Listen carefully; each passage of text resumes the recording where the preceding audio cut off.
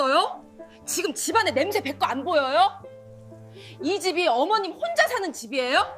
뭐라고? 저는 최말순, 올해 70을 바라보는 나이입니다. 남편은 제 나이 40에 먼저 세상을 떠났죠. 그 막막함 속에서 가스물이었던 아들 재원이 하나만 보고 이를 악물고 버텼습니다. 시장 좌판에서 시작해 작은 분식집을 열고 그 분식집이 동네 맛집으로 소문나면서 꽤 큰 식당으로 자리 잡기까지 제 손이 닿지 않은 곳이 없었죠. 그렇게 억척같이 모은 돈으로 장만한 것이 바로 이 집, 지금 제가 발 딛고 서 있는 이 아파트였습니다.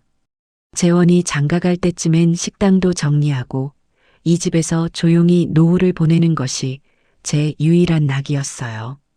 그런데 그 평화가 깨진 것은 불과 몇 주 전입니다. 멀쩡히 분가해서 잘 사는 줄 알았던 아들 재원에게서 울먹이는 전화가 걸려왔죠. 엄마 나 어떡해.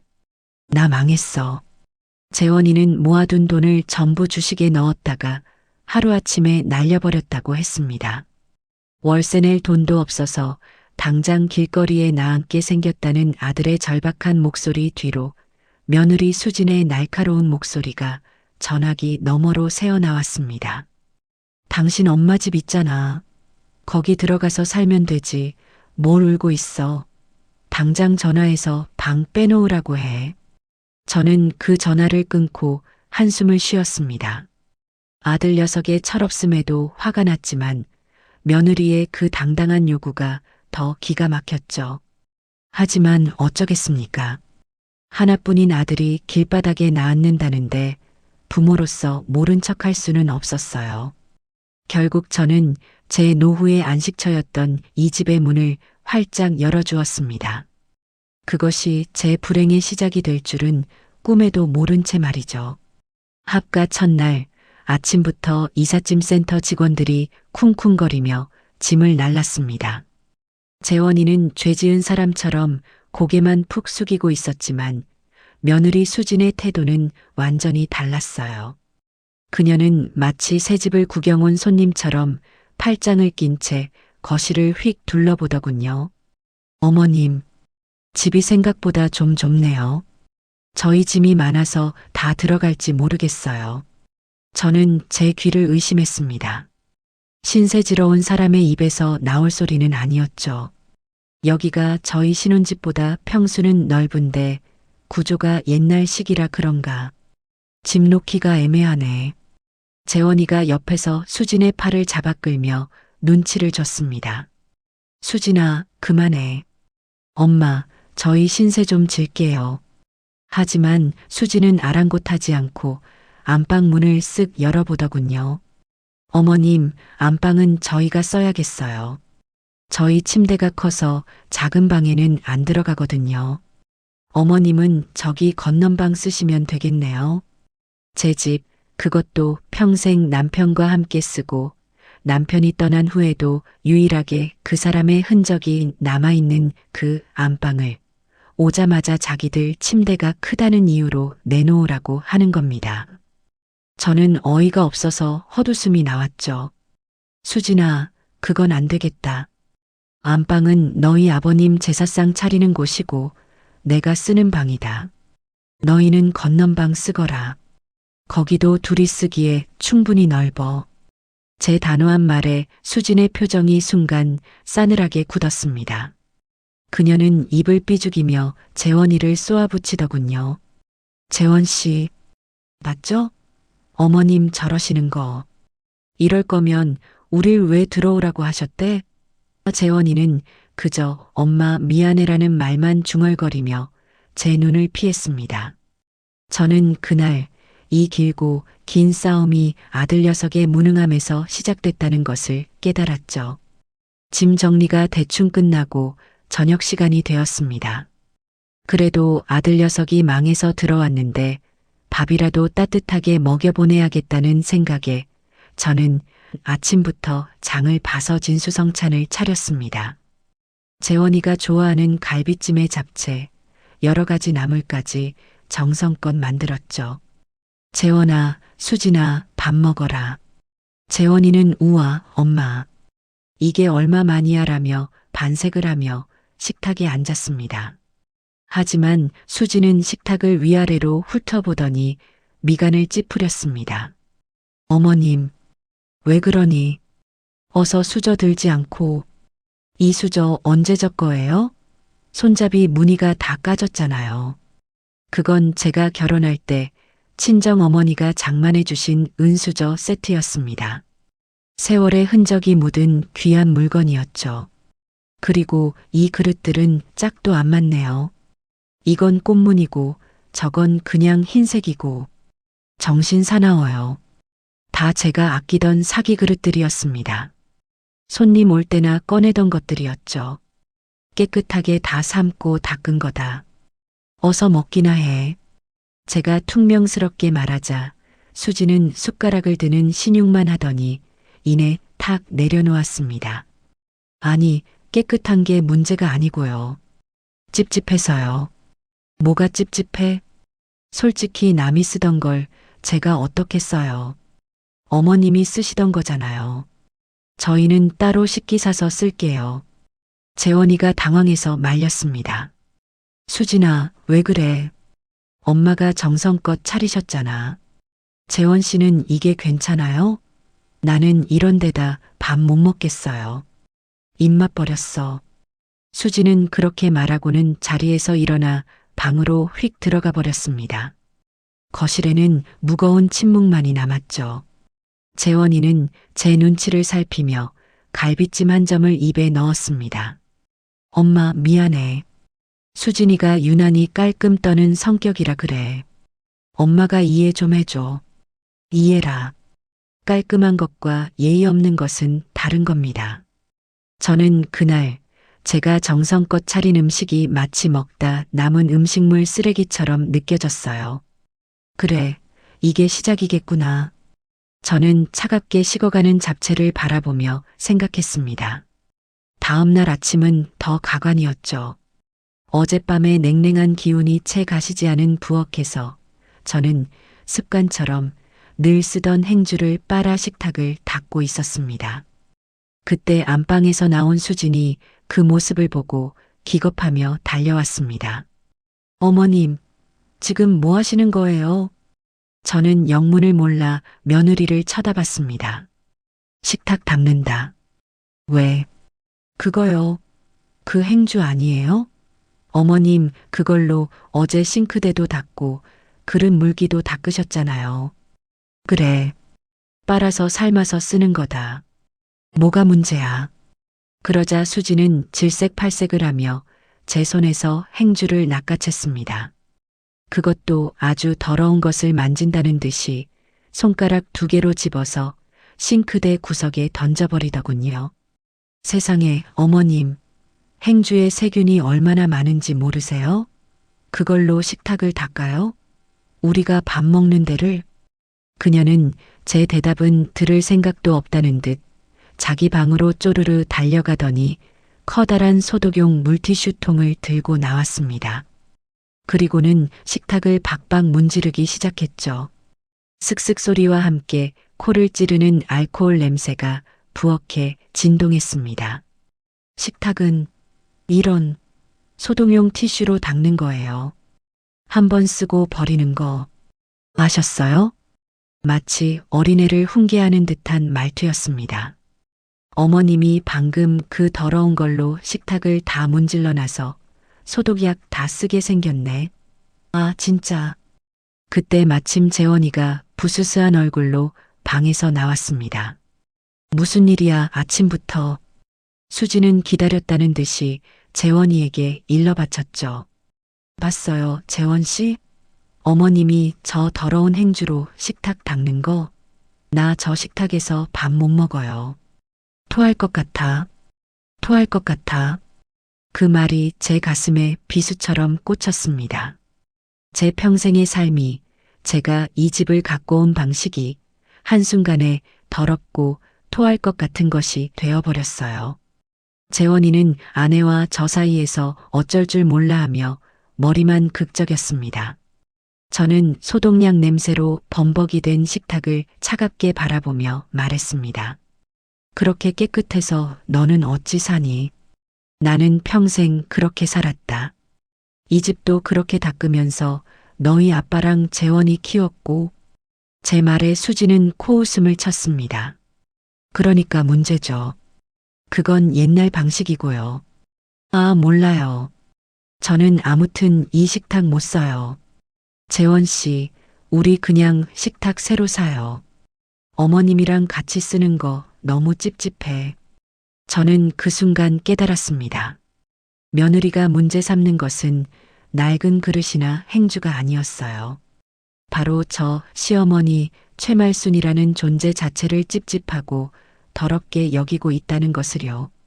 그날 이후 부엌은 제 공간이 아니게 되었습니다. 재원이와 수진이는 자기들끼리 배달 음식을 시켜 먹거나 수진이가 사온 밀키트 같은 것들을 조리해 먹더군요. 저는 제 방 교자상에서 그릇에 반찬을 덜어다 먹는 신세가 되었죠. 며칠 뒤 수진이가 커다란 상자들을 들고 퇴근하는 것을 봤습니다. 평소와 다르게 잔뜩 상기된 얼굴이었어요. 어머님, 이거 좀 보세요. 제가 드디어 샀어요. 수진이가 현관 바닥에 상자들을 내려놓고는 신이 나서 포장을 뜯기 시작했습니다. 상자 안에서 나온 것은 눈이 시리게 하얀 금태가 둘러진 고급 식기 세트였죠. 이거 독일 황실에서 쓴다는 비사 제품이에요. 백화점 세일에서 겨우 구했잖아요. 그녀는 그릇 하나하나를 손뭉치 다루듯 조심스럽게 꺼내 식탁 위에 늘어놓았습니다. 4인조 세트더군요. 밥그릇, 국그릇, 접시, 컵까지. 제 눈에는 그저 빤빤한 사기 그릇으로 보였지만 수진이에게는 그게 아니었나 봅니다. 재원 씨, 이것 좀 봐요.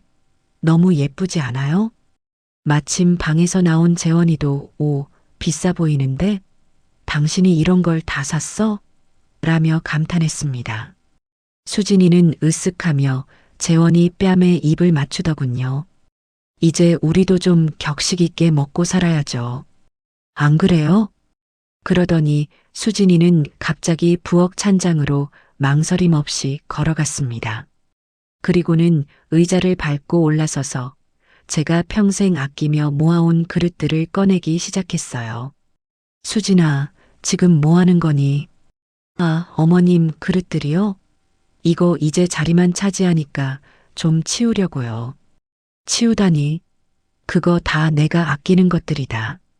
너희 시아버지 살아있을 때부터 쓰던 것도 있고 내 어머니가 물려주신 것도 있어. 알아요. 근데 어차피 어머님은 이제 방에서 그 교자상 쓰시잖아요. 이 그릇들 필요 없으시죠? 수진이는 제 대답은 듣지도 않고 제 그릇들을 싱크대 위에 아무렇게나 척척 쌓아 올렸습니다. 그러고는 새로 산 하얀 그릇들을 찬장 가장 잘 보이는 곳에 하나씩 진열하기 시작했죠. 제 그릇들이 있던 자리를 그 번쩍이는 새 그릇들이 완벽하게 차지했습니다. 자, 어때요? 부엌이 다 환해졌네. 진작 바꿀걸. 그럼 내 그릇들은 어쩌고. 저기 베란다 쪽 찬장 제일 위 칸 비어 있던데요. 거기 넣어두면 되겠네요. 어차피 제사 지낼 때나 쓰실 거 아니에요? 그녀는 제 소중한 그릇들을 먼지 쌓인 베란다 찬장 구석으로 밀어 넣었습니다. 그릇 몇 개는 부딪히며 쨍하는 소리를 냈지만 수진이는 눈 하나 깜짝하지 않았죠. 어머님, 이 새 그릇들은 저희 부부 전용이에요. 비싼 거라 어머님이 설거지하다 깨시면 곤란하니까 절대 손대지 마세요. 어머님은 저기 윗칸에 넣어둔 거 꺼내 쓰세요. 아셨죠? 재원이는 그저 수진이가 그릇을 정말 좋아하네라며 머리만 극적일 뿐이었습니다.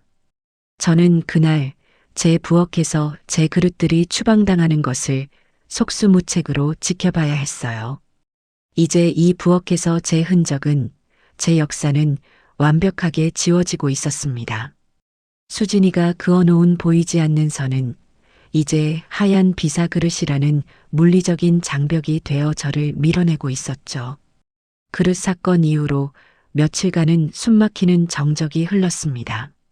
수진이는 보란 듯이 새 그릇에 예쁘게 음식을 담아 재원이와 식사를 했고, 저는 제 방에서 베란다 찬장 구석에 처박혔던 낡은 그릇을 꺼내다 밥을 먹었죠. 그러던 어느 날 쌀쌀한 날씨에 뜨끈한 국물이 생각났습니다. 남편이 살아있을 때 참 좋아했던 제가 가장 자신 있는 청국장이 먹고 싶었어요. 그래, 내 집에서 내 밥 해먹겠다는데 누가 뭐라겠나? 저는 일부러 창문을 활짝 열고 청국장을 끓이기 시작했습니다. 구수한 냄새가 온 집안에 퍼져나갔죠. 바로 그때였습니다. 안방 문이 벌컥 열리더니 수진이가 머리를 감싸쥔 채 비틀거리며 뛰쳐나왔습니다. 아, 이게 무슨 냄새예요? 어머님. 수진이는 당장이라도 토할 것처럼 입을 틀어막고 소리쳤습니다. 청국장 끓인다. 너희도 먹을래? 미치셨어요? 지금 집안에 냄새 밴 거 안 보여요? 나 지금 이 냄새 때문에 속 뒤집어져서 토할 것 같단 말이에요. 당장 끄세요. 당장. 그녀는 부엌으로 달려와 가스레인지 불을 휙 꺼버렸습니다. 끓어오르던 뚝배기가 순식간에 잠잠해졌죠. 수진아, 내가 내 집에서 청국장 하나 못 끓여 먹니? 네, 못 끓여요. 이 집이 어머님 혼자 사는 집이에요? 이 집 이제 우리 집이기도 하거든요. 제 옷에, 저 소파에, 이 커튼에 냄새 배면 어떡할 거예요? 이거 세탁비, 드라이클리닝 비용 다 물어주실 거냐고요. 수진이는 분이 안 풀리는지 창문을 모조리 열어젖히고 방향제 스프레이를 집안 곳곳에 미친 듯이 뿌려대기 시작했습니다. 향긋한 라벤더 향과 구수한 청국장 냄새가 뒤섞여 오히려 더 역한 냄새가 진동했죠. 아, 진짜 짜증나. 이 냄새 며칠이나 가겠네. 재원 씨한테 다 이를 거야. 때마침 현관문이 열리고 재원이가 퇴근했습니다. 재원이도 집안에 들어서자마자 코를 찡그렸죠. 엄마, 이게 무슨 냄새야? 수진이는 기다렸다는 듯이 재원이에게 달려가 울상을 지었습니다. 재원 씨, 어머님 좀 봐. 내가 냄새 때문에 힘들다고 그렇게 말씀드렸는데 집에서 이런 걸 끓이셨어. 나 정말 속이 안 좋아서. 혹시나 우리 아기라도 생겼으면 어쩌려고 저러신데. 임신이라는 말에 재원이의 얼굴이 하얗게 질렸습니다. 수진이는 그게 아주 효과적인 무기라는 것을 잘 알고 있었죠. 엄마 미안한데 수진이가 냄새에 진짜 예민해서 그래. 엄마도 알잖아. 이런 건 좀 밖에서 사드시지 그랬어. 이 냄새는 좀 심하긴 하네. 재원아, 너 마저. 엄마 미안해. 오늘은 그냥 밖에서 시켜 먹자. 응? 엄마, 저것 좀 버려주면 안 될까? 수진이가 너무 힘들어하잖아. 버려달라. 제 아들 입에서 나온 말이었습니다. 제가 먹으려고 끓인 제 남편과의 추억이 담긴 그 청국장을 버리라고 했습니다. 저는 더 이상 아무 말도 할 수 없었습니다. 끓지도 않은 청국장 뚝배기를 들어 내용물 전부를 음식물 쓰레기 봉투에 쏟아부었습니다. 수진이는 그제야 만족스러운 듯 콧방귀를 끼며 재원 씨, 나 피자 먹고 싶어라고 말하더군요. 저는 제 부엌에서 범죄자 취급을 받으며 차가운 바람이 들어오는 거실을 가로질러 제 방으로 들어와 문을 닫았습니다. 결국 그날 저녁은 피자를 시켜 먹게 되었습니다. 재원이가 제 방문을 두드리더군요. 엄마, 피자 왔어. 나와서 같이 먹어. 저는 끓어오르는 속을 애써 누르며 방에서 나갔습니다. 배가 고프기도 했고 아들 녀석이 그래도 저를 챙기나 싶어 마지막 기대를 걸어봤죠. 저는 습관처럼 식탁 의자를 빼서 앉으려고 했습니다. 그 순간 피자 상자를 들고 있던 수진이 행동을 멈췄습니다. 그녀는 저를 위아래로 훑어보더니 깊은 한숨을 내쉬더군요. 어머님, 뭐 하시는 거예요? 밥 먹으려고 왔는다. 왜? 지금 진심이세요? 어머님 온몸에서 아직도 그 냄새 나는 거 몰라요? 수진이는 코를 막는 신용까지 해보였습니다. 아까 그 청국장 냄새, 머리카락이랑 옷에 다 배셨을 텐데 저희랑 같이 못 먹겠어요. 죄송하지만 그냥 방에 가서 드시면 안 될까요? 저는 제 귀를 의심했습니다. 뭐라고? 내 방에서 밥을 먹으라고? 네, 솔직히 말씀드려서 저 비위 약하거든요. 어머님이랑 같이 먹으면 체할 것 같아요. 냄새 때문에 도저히 못 참겠다고요. 재원 씨도 그렇죠? 당신도 이 냄새 맡으면서 피자 먹고 싶어요? 재원이는 제 얼굴과 수진이 얼굴을 번갈아 보며 어쩔 줄 몰라 했습니다. 그는 제 시선을 피하며 피자 조각을 접시에 담더군요. 엄마 오늘만 좀 그렇게 해줘. 수진이가 냄새 때문에 하루 종일 힘들어 했잖아. 응? 엄마 몫은 내가 방으로 가져다 줄게. 방에서 편하게 TV 보면서 먹어. 그 말이 제 가슴을 후벼 팠습니다. 편하게. 아들 녀석은 이것이 저를 배려하는 말이라고 생각했을까요? 저는 그날 제 집 식탁에서 처음으로 공식적으로 쫓겨났습니다. 그건 단순히 그릇이나 냄새의 문제가 아니었어요. 최말순이라는 존재 자체를 거부당한 겁니다. 저는 아무 말 없이 돌아섰습니다. 재원이가 제 손에 피자 한 조각이 담긴 접시를 쥐어주었죠. 방문이 닫히자마자 거실에서 두 사람이 아무렇지도 않게 웃고 떠드는 소리가 들려왔습니다. 저는 차갑게 식어가는 피자 조각을 들고 한참을 멍하니 서 있었습니다. 제 평생을 바쳐 이룬 이 집에서 저는 이제 식탁에 앉을 자격조차 없는 존재가 되어버린 겁니다. 그날 이후 제 방에서 혼자 밥을 먹는 것이 당연한 일상이 되었습니다. 수진이는 아예 제 밥과 국을 작은 쟁반에 담아 제 방문 앞에 놓고 노크를 하더군요. 어머님, 식사하세요. 그 목소리는 마치 교도소에서 밥 넣어주는 간수처럼 차갑고 기계적이었습니다.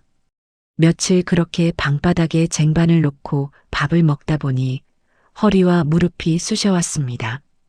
뜨거운 국그릇을 들고 먹다가 손을 대일 뻔한 적도 한두 번이 아니었죠. 이러다간 병나겠다. 내 집 식탁인데 걔들 없을 때라도 편하게 가서 먹어야겠다. 그날 점심 재원이와 수진이가 모두 출근한 것을 확인하고 부엌으로 나갔습니다. 그리고 식탁 의자에 앉으려는데 수진이가 놓고 간 서류를 가지러 다시 돌아왔더군요. 현관문을 열고 들어오던 수진이는 식탁에 앉으려던 저와 눈이 마주쳤습니다. 어머님, 지금 뭐 하세요? 나 밥 먹으려고. 식탁 비었길래. 수진이는 제 말을 듣자마자 표정을 구기며 베란다 쪽 창고로 성큼성큼 걸어갔습니다. 그리고는 쿵쾅거리는 소리와 함께 먼지가 뽀얗게 쌓인 물건을 하나 끌고 나왔죠. 그것은 예전에 재원이 어릴 때 쓰던 다리 한쪽이 약간 기우뚱한 작은 교자상이었습니다. 남편 제사 지낼 때나 가끔 꺼내 쓰던 낡은 물건이었죠. 수진이는 그 먼지투성이 교자상을 제 방문 앞에 쿵소리가 나게 던져놓았습니다. 자, 이거 쓰세요. 이게 뭐 하자는 거냐? 어머님 전용 식탁이요. 앞으로 식사는 여기서 하세요. 거실 식탁은 저희만 쓸 거니까 얼씬도 하지 마시고요. 뭐, 이 먼지 구덩이에서 나더러 밥을 먹으라고? 더러우면 닦아 쓰시면 되잖아요. 어차피 어머님은 방에서만 식사하시는데 이게 딱이네요. 크기도 적당하고. 수진이는 제 어깨를 툭 치고 지나가며 그리고 식탁 쓴 흔적 있으면 저 가만 안 있어요. 소독약으로 다 닦아낼 거니까 아예 나올 생각을 마세요. 아셨죠? 라는 말을 덧붙이는 것도 잊지 않았습니다. 저는 제 방문 앞에 버려지듯 놓인 그 교자상을 망연자실하게 바라보았습니다. 먼지 쌓인 상판 위로 재원이가 어릴 때 장난감 칼로 그어놓은 흠집이 보였습니다. 한때는 우리 가족의 단란한 추억이 담겨 있던 물건이 이제는 저를 격리하는 모욕의 상징이 되어버린 겁니다. 저는 걸레를 빨아와 먼지를 닦아냈습니다.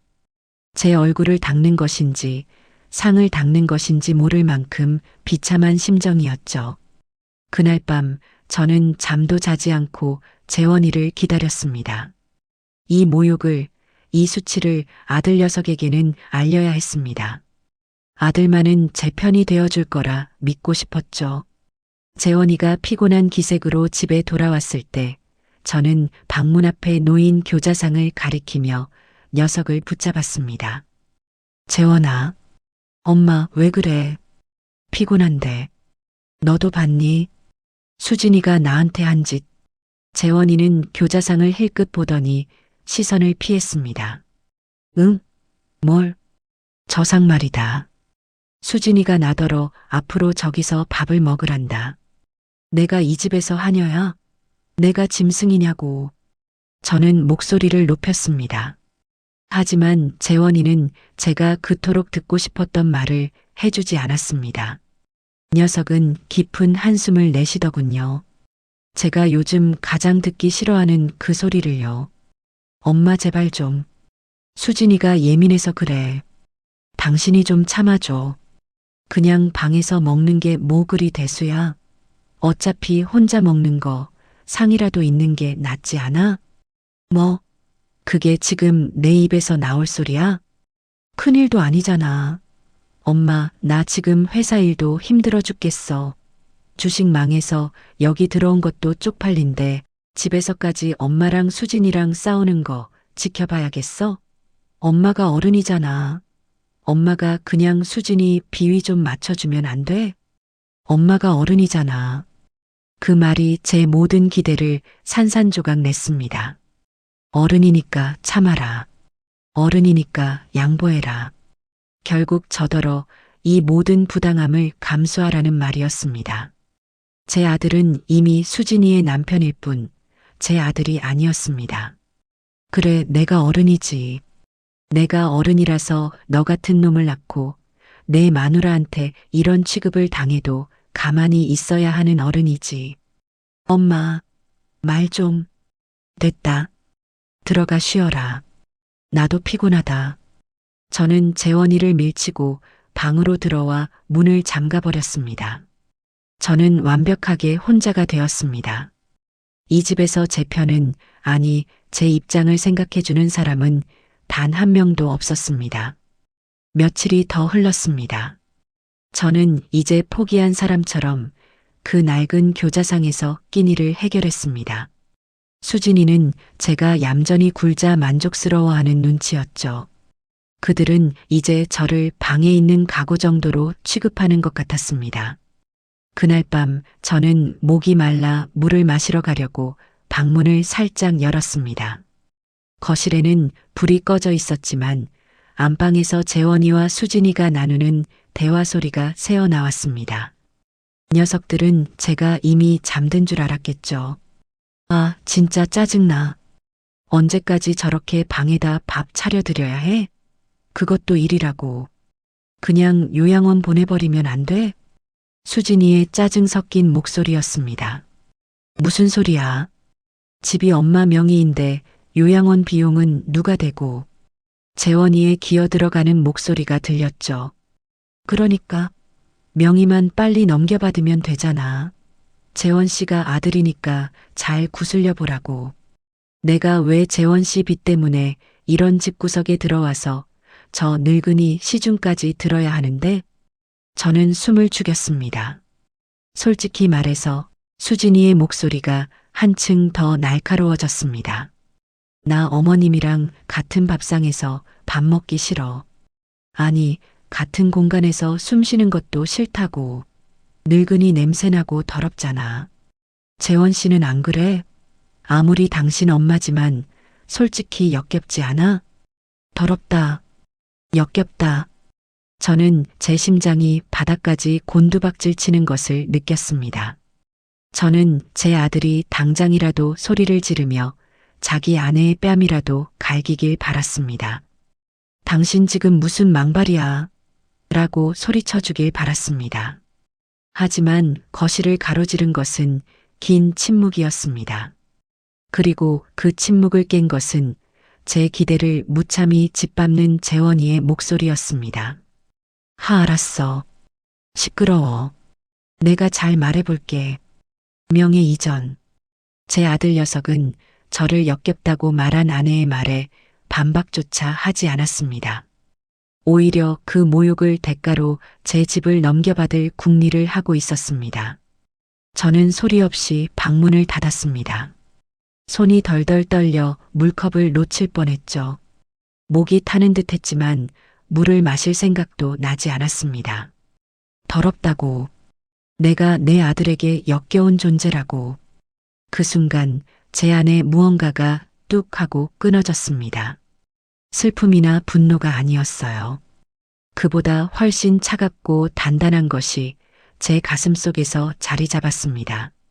그래, 너희들 뜻대로 해주마. 명예 이전? 밥상?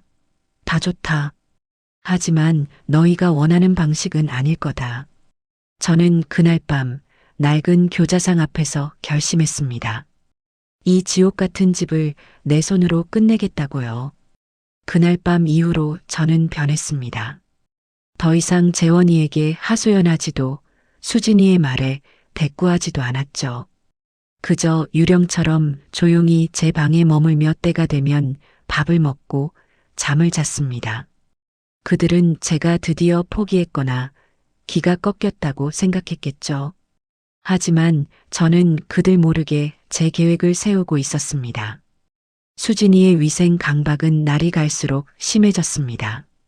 이제는 제가 집안의 모든 오염원이 된 듯 했습니다. 하루는 제가 아침 일찍 일어나 며칠 전에 만들어둔 장조림이 생각나 냉장고 문을 열었습니다. 그런데 냉장고 안이 완전히 뒤바뀌어 있었죠. 제가 쓰던 반찬통들, 잼병, 꿀단지까지 제 것이라고 할 만한 것들이 하나도 보이지 않았습니다. 대신 똑같이 생긴 투명한 유리 밀폐 용기 수십 개가 줄지어 정리되어 있더군요. 거기에는 수진이 유기농 샐러드, 재원 씨 아침 주스, 저염 닭가슴살 같은 알아보기 힘든 글씨로 라벨까지 붙어 있었습니다. 내 반찬들, 내 김치.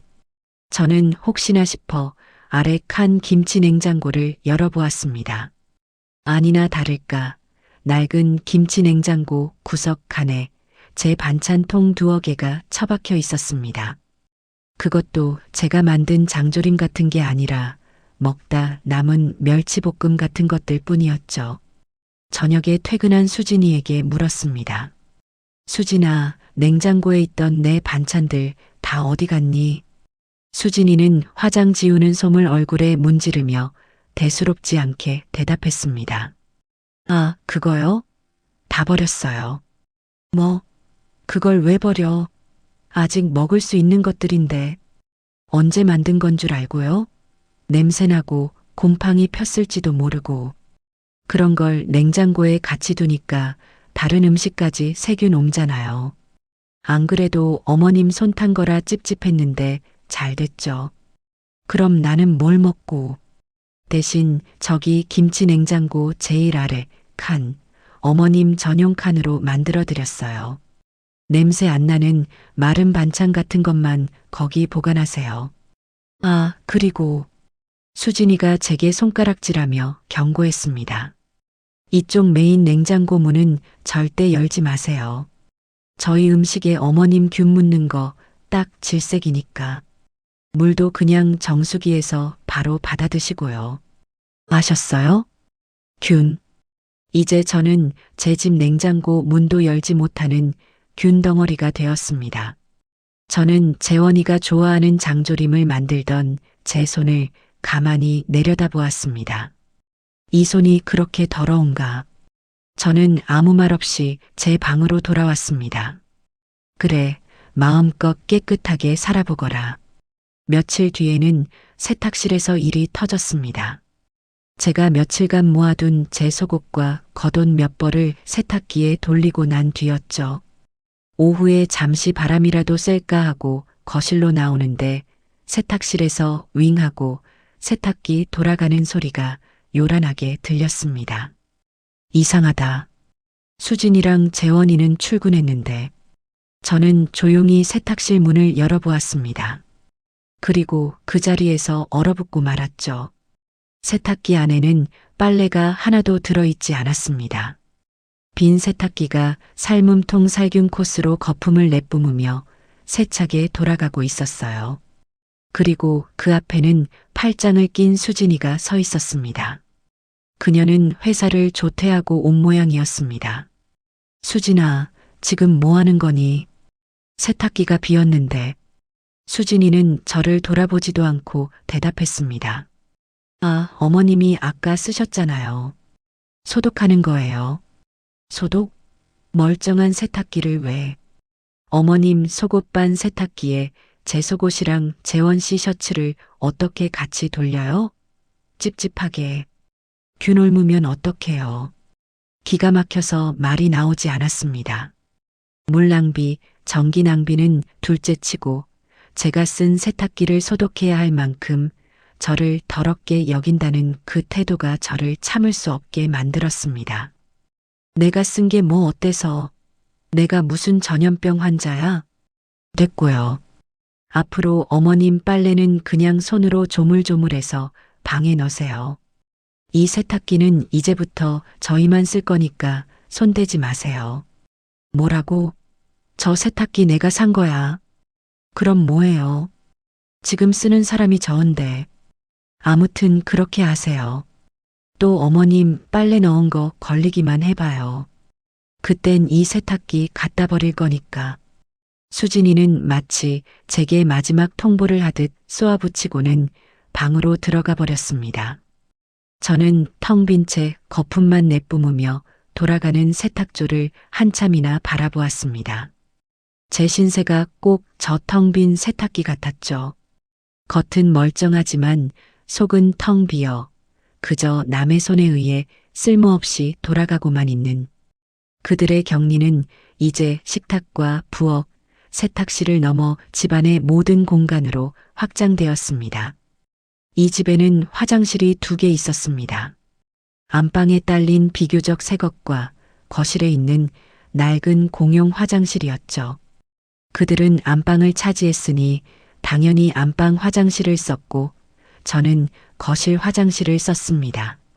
그런데 어느 추운 겨울 아침 제가 급하게 화장실을 가려고 거실 화장실 문을 열려는데 문이 잠겨 있었습니다. 안에 있나? 하지만 집안은 조용했습니다. 재원이와 수진이는 아직 일어나지도 않은 시간이었죠. 저는 손잡이를 다시 돌려보았지만 꿈쩍도 하지 않았습니다. 수진아, 재원아, 화장실 문 왜 잠갔니? 제가 소리를 지르자 안방 문이 열리고 잠옷바람에 수진이가 부스스한 얼굴로 걸어 나왔습니다. 아, 왜 아침부터 소리를 지르세요? 화장실 문 말이다. 왜 잠가놨어? 아, 그거요. 어머님. 수진이는 하품을 쩍하며 말했습니다. 이 거실 화장실 오늘부터 저희가 쓰기로 했어요. 무슨 소리야? 너희는 안방 화장실 있잖니. 안방 화장실은 재원 씨 전용이에요. 아침에 씻는 시간이 겹치니까 이젠 제가 여기 쓰려고요. 손님용으로도 써야 하고 깨끗하고 좋네요. 그럼 나는 어디를 쓰라고. 저는 정말이지 황당해서 소리를 질렀습니다. 그러자 수진이는 제 어깨 너머 베란다 쪽을 턱짓으로 가리켰습니다. 어머님은 저기 베란다에 딸린 창고 화장실 있으시잖아요. 제 심장이 쿵 내려앉았습니다. 그곳은 사람이 쓰는 화장실이 아니었습니다. 이 아파트가 아주 낡았을 때 재개발되기 전에 있던 흔적이었습니다. 지금은 걸레를 빨거나 화분을 놓는 창고 구석에 냄새나고 타일도 깨진 작은 변기일 뿐이었죠. 난방도 되지 않아 겨울에는 얼음장 같은 곳이었습니다. 거길 놔더러 쓰라고? 제정신이야? 거긴 사람 쓰는 데가 아니야. 왜 아니에요? 어제 물 내려보니까 잘만 내려가던데. 어차피 어머님은 냄새나니까 저희랑 같은 화장실 못 써요. 저희가 쓰는 깨끗한 공간에 어머님 균 묻히기 싫거든요. 이젠 거실 화장실도 쓰지 마세요. 제가 매일 검사할 거예요. 그 순간 저는 참을 수 없는 모멸감에 손을 들어 올렸습니다. 하지만 수진이는 제 손을 공중에서 낚아채며 제 눈을 똑바로 쳐다보더군요. 지금 저 치시게요? 치세요.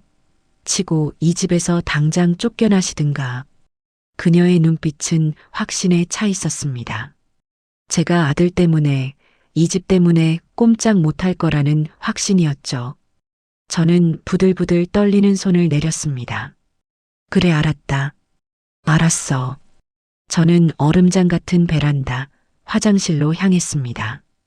그곳에서 볼일을 보며 저는 더 이상 눈물을 흘리지 않았습니다. 대신 차가운 결심이 제 온몸을 감쌌죠. 그래, 수진아. 재원아. 너희가 그토록 원하는 깨끗한 집, 내가 만들어주마. 나라는 균이 완전히 사라진 집을 말이다. 저는 그날 바로 제 계획을 실행에 옮기기로 마음먹었습니다. 그들이 제 존재 자체를 균덩어리 취급하며 집안의 모든 공간에서 저를 격리하기 시작한 이후 저는 오히려 마음이 차분해지는 것을 느꼈습니다. 더 이상 그들에게 일말의 기대도 아들에 대한 모정도 남아있지 않았기 때문이죠. 저는 그저 짐승처럼 제 방에 딸린 그 낡은 교자상과 얼음장 같은 베란다, 화장실만을 오가며 때를 기다렸습니다. 제 방에 박혀 나오지 않는 저를 보며 수진이와 재원이는 자신들의 승리를 확신하는 듯 했습니다. 어느 날 제가 물을 마시기 위해 잠시 부엌으로 나갔을 때였습니다. 늘 그렇듯 두 사람은 식탁에 앉아 있었고 저는 정수기로 향했죠. 문득 식탁을 보았는데 무언가 이상했습니다. 평소와 같은 풍경이었지만 어딘가 허전했죠. 아, 의자였습니다. 분명 4인용 식탁이었는데 의자가 3개뿐이었습니다.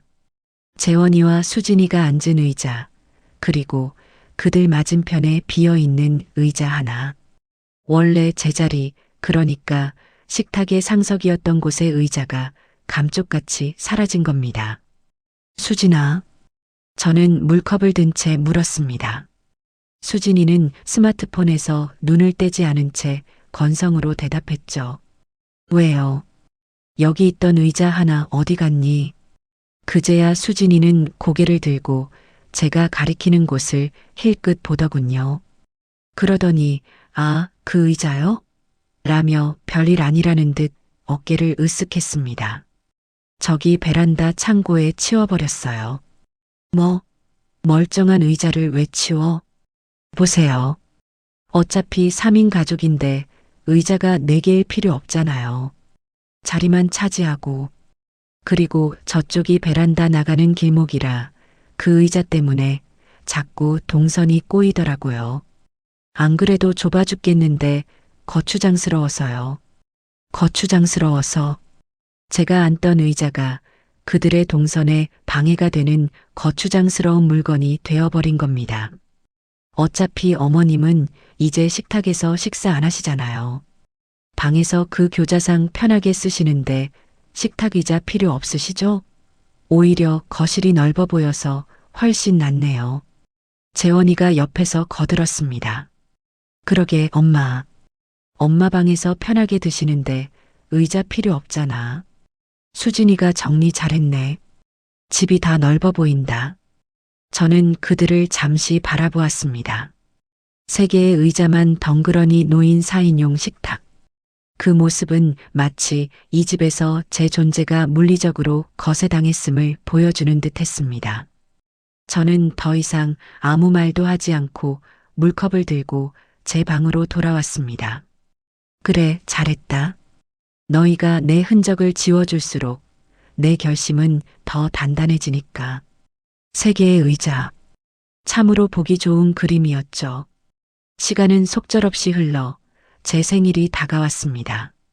물론 저는 그들에게 제 생일이라는 사실을 알리지 않았습니다. 아니, 알릴 필요도 이유도 없었죠. 그들은 아마 제 주민등록번호 앞자리조차 기억하지 못할 겁니다. 생일날 아침, 저는 평소보다 조금 일찍 일어났습니다. 그들이 출근한 것을 확인하고 난 뒤, 저는 아주 오랜만에 부엌에 섰습니다. 내 집 부엌이 아닌 수진이의 부엌이었지만 상관없었죠. 저는 베란다 구석 찬장에서 제 낡은 냄비와 그릇을 꺼냈습니다. 그리고 냉장고 어머님 칸에 숨겨두었던 마른 미역을 꺼내 물에 불렸죠. 그래도 생일인데 미역국은 먹어야지. 내가 끓여 먹어야지. 남편이 살아있을 때는 매년 제 생일 아침이면 그 무뚝뚝한 사람이 새벽같이 일어나 손수 미역국을 끓여주곤 했습니다. 재원이는 그 옆에서 달걀 프라이를 태워 먹기 일쑤였죠. 그 기억이 아련하게 떠올라 잠시 코끝이 찡해졌지만 이내 고개를 저었습니다. 다 지난 일입니다. 저는 조용히 미역국을 끓였습니다. 수진이가 싫어하는 참기름 냄새가 날까봐 뚜껑을 덮고 불을 약하게 줄여가며 조심조심 끓였죠. 다행히 그들이 퇴근하기 전에 미역국은 완성되었습니다. 구수하고 깊은 맛이 났습니다. 저는 제 방 교자상에 미역국 한 그릇과 밥 한 공기를 차렸습니다. 그런데 그날따라 그 교자상이 유난히 초라하게 느껴졌습니다. 내 생일인데, 이 집에서 맞는 아마도 마지막 생일인데, 안 되겠다. 딱 한 번만, 오늘 하루만. 저는 무슨 옥이었는지 미역국이 담긴 쟁반을 들고 방을 나섰습니다. 거실 식탁으로 향했죠. 그래, 오늘 내 생일이다. 내 집에서, 내 밥상에서 내가 끓인 미역국 먹겠다는데 누가 뭘 하겠어. 그때였습니다. 배고파. 재원 씨, 치킨 시켰어요? 현관문이 열리고 수진이와 재원이가 들어왔습니다. 두 사람은 쟁반을 들고 식탁 앞에 서 있는 저를 보고는 동시에 표정이 굳었습니다. 어머님, 지금 뭐 하시는 거예요? 수진이의 목소리가 얼음장처럼 차가웠습니다. 나 밥 먹으려고.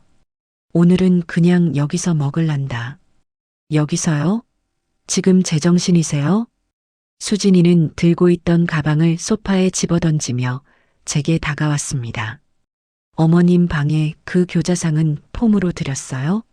저희 식사하는 식탁이라고 몇 번을 말씀드려요.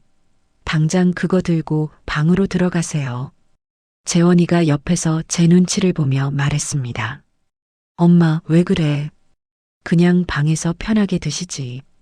우리 치킨 시켰단 말이야. 다 같이 기분 좋게 먹자. 다 같이. 그 말이 참 공허하게 들렸죠. 재원아, 오늘 내 생일이다. 제 말에 재원이의 눈이 커졌습니다. 생일이었어, 엄마. 녀석은 제 생일을 까맣게 잊고 있었던 겁니다. 그래서 생일이면 뭐요? 수진이가 팔짱을 끼며 비웃었습니다. 생일이면 이 식탁 써도 되는 거예요? 생일이 벼슬이에요? 어머님 생일이라고 저희가 어머님이랑 겸상해야 할 의무라도 있어요? 수진아, 말이 너무 심하잖니. 심하다고요? 뭐가요? 전 틀린 말 안 했는데요. 어머님 나이 드셨으면 나이값 좀 하세요. 왜 자꾸 애들처럼 떼를 쓰시는 거예요? 지금 이 미역국 냄새 때문에 제 비위 상해서 치킨도 못 먹겠네. 수진이는 제 손에 들린 쟁반을 노려보았습니다. 아, 진짜 밥맛 떨어지게. 수진이가 신경질적으로 소리를 질렀습니다. 어머님이 앉은 밥상은 손도 대기 싫다니까요. 그 말이었습니다. 제 심장에 마지막 남은 희미한 불씨마저 꺼버리는 한마디였죠. 당장 그 그릇 들고 방으로 들어가세요. 냄새나. 어우, 역겨워. 역겹다. 저는 재원이를 바라보았습니다. 제 아들은 제 생일이라는 말을 듣고도 제 어미가 역겹다는 소리를 듣고도 그저 고개를 숙인 채 수진아 그만해라는 힘없는 말만 중얼거릴 뿐이었습니다. 심지어 저를 변호하는 것이 아니라 자기 아내를 말리는 신용만 하고 있었죠. 저는 더 이상 아무 말도 하지 않았습니다. 그럴 가치도 없었죠. 저는 쟁반을 든 채 조용히 돌아섰습니다. 제 등 뒤로 수진이의 승리감에 찬 목소리가 들려왔습니다. 재원 씨, 뭐해요? 빨리 치킨 시켜요. 배고파 죽겠네. 아, 저 냄새 뺀다고 환기 좀 시켜야겠다. 제 방문이 닫히고 곧이어 거실 창문 열리는 소리와 함께 찬바람이 훅 끼쳐왔습니다. 저는 낡은 교자상 앞에 앉았습니다. 제 손에서 쟁반이 덜덜 떨리고 있었죠. 미역국은 이미 차갑게 식어 있었습니다. 저는 눈물 한 방울 흘리지 않았습니다. 대신 숟가락을 들어 그 식어버린 미역국을 천천히, 아주 천천히 입으로 가져갔습니다. 짜고 차갑고 비린 맛이 났습니다. 그래, 재원아. 수진아. 고맙다. 저는 밥 한 그릇을 꾸역꾸역 다 비웠습니다. 너희가 오늘 나에게 아주 큰 생일 선물을 주었구나. 내 마지막 남은 미련까지 아주 깨끗하게 끊어주었어. 거실에서는 치킨 배달이 왔는지 두 사람이 신나게 웃고 떠드는 소리가 들려왔습니다. 그 웃음소리를 배경음악 삼아 저는 굳게 맹세했습니다. 이곳에서 맞는 내 마지막 생일. 그리고 너희가 이 집에서 웃을 수 있는 마지막 날들이 될 거라고요. 생일날의 모욕은 제 결심을 실행에 옮기는 기폭제가 되었습니다. 더 이상 망설일 이유가 없었죠. 그 일이 있고 며칠 뒤 수진이는 저에게 상기된 얼굴로 폭탄 선언을 했습니다. 어머님, 저 이번 주 토요일에 친구들 불러서 집들이 할 거예요. 저는 제 귀를 의심했습니다. 집들이? 누구 집들이? 당연히 저희 집들이죠. 친구들이 저희 이사 온 집 궁금하다고 얼마나 성화였는지 몰라요. 안 그래도 재원 씨 빚 때문에 이런 낡은 집에 들어와서 창피해 죽겠는데 집들이라도 거하게 해야 제 체면이 살죠. 제 집이었습니다. 제가 평생을 바쳐 마련한 엄연히 내 명의로 된 집에서 저를 방구석에 처박아 둔 며느리가 자기 집이라며 집들이를 하겠다는 겁니다. 기가 막혔지만 저는 아무렇지 않은 척 대답했습니다. 그래, 알았다. 제 덤덤한 반응에 수진이는 오히려 김이 센 듯 했습니다. 그러더니 곧바로 본색을 드러내더군요. 알아들으셨으면 그날은 절대 방에서 나오시면 안 돼요. 뭐라고? 제 친구들 다 교양 있고 깔끔한 애들이에요. 괜히 어머님 왔다 갔다 하시면서 분위기 흐리지 마시라고요. 혹시라도 어머님 보고 모시고 사는 거냐느니 불편하겠다느니 그런 소리 듣기 싫거든요. 제 말 무슨 뜻인지 아시죠? 그녀는 저를 보여주기 창피한 숨겨야 할 짐짝 취급을 했습니다. 그럼 화장실은 어쩌고? 베란다에 있는 거 쓰시라고 했잖아요. 아, 진짜 말기 못 알아들으시네. 그날은 점심쯤부터 저녁 늦게까지 사람들 있을 거니까 아예 방문 잠그고 나오실 생각도 마세요. 식사는 제가 미리 빵이랑 우유 같은 거 넣어드릴 테니까 그걸로 대충 해결하시고요. 저는 말없이 고개를 끄덕였습니다. 수진이는 제가 그토록 고분고분하게 나오자 의심의 눈초리를 잠시 보내더니 이내 만족스러운 듯 콧방귀를 뀌며 방으로 들어갔습니다. 그래, 집들이 아주 성대하게 하거라.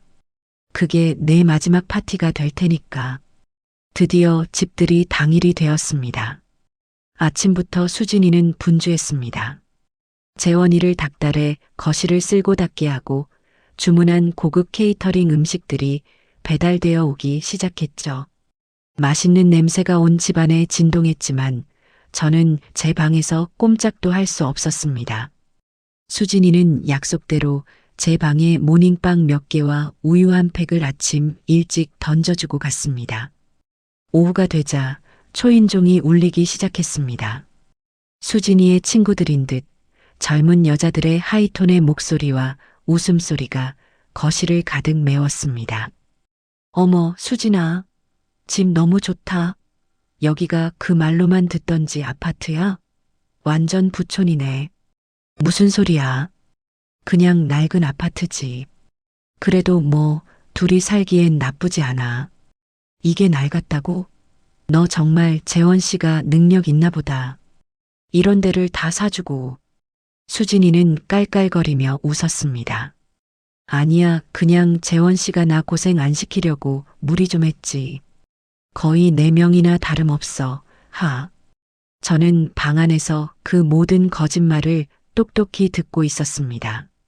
제 집을 자기 집인 양, 자기 남편이 사준 양 태연하게 거짓말을 하는 며느리의 목소리가 역겨웠죠. 시간이 얼마나 흘렀을까요? 점심때부터 시작된 파티는 저녁이 다 되도록 끝날 기미가 보이지 않았습니다. 저는 빵 조각으로 대충 허기를 때웠지만 생리 현상은 참을 수가 없었죠. 베란다, 화장실은 너무 춥고 지저분해서 도저히 가고 싶지 않았습니다. 지금쯤이면 다들 술도 마시고 시끄러우니 거실 화장실 정도는 조용히 다녀올 수 있겠지. 저는 최대한 소리를 죽여 방문 손잡이를 돌렸습니다. 그리고 복도로 살짝 고개를 내밀었죠. 거실은 그야말로 난장판이었습니다. 와인병이 굴러다니고 수진이와 친구들은 소파에 기대어 시끄럽게 떠들고 있었죠. 다행히 아무도 복도 쪽에는 관심이 없는 듯 했습니다. 저는 발소리를 죽여 거실 화장실로 향했습니다. 막 화장실 문고리를 잡으려던 순간 뒤에서 얼음장 같은 목소리가 들려왔습니다. 어머님, 지금 뭐 하시는 거예요? 수진이었습니다. 술에 취해 뺨은 발그레했지만 눈은 무섭도록 차갑게 빛나고 있었죠. 거실의 음악 소리 때문에 친구들은 아직 저를 눈치채지 못한 듯 했습니다.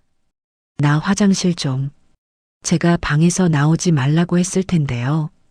그래도 급해서 베란다는 너무 춥고. 그게 제 알바예요? 수진이는 제 팔을 거칠게 잡아 끌었습니다. 그 힘이 어찌나 센지 저는 속수무책으로 제 방 쪽으로 끌려갔죠. 지금 제 친구들 다 있는데 어머님 꼴 좀 보세요. 그 누더기 같은 옷 입고.